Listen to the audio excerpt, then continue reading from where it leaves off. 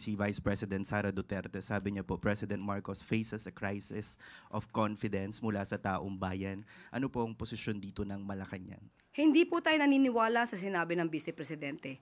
Ang Pangulo, uulit-ulitin natin na siya po ang nagpaumpisa ng pag-iimbestiga na ito. Noon pa po ay marami ng anomalya. Since 2020, sinabi na po natin na marami na pong ghost projects pero wala pong ganitong klaseng pag-iimbestigang nangyari. Hindi inalintana ng Pangulo na kung sa panahon niya ito maimbestigahan, wala siyang magagawa kundi paimbestigahan to para sa taong bayan.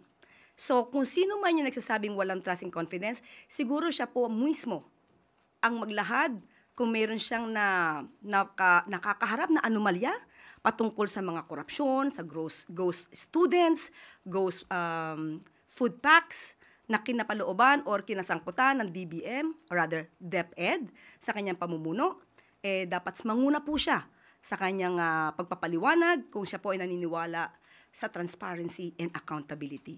So sinabi po natin, huwag magmalinis ang hindi malinis at huwag magpakabayani ang hindi bayani.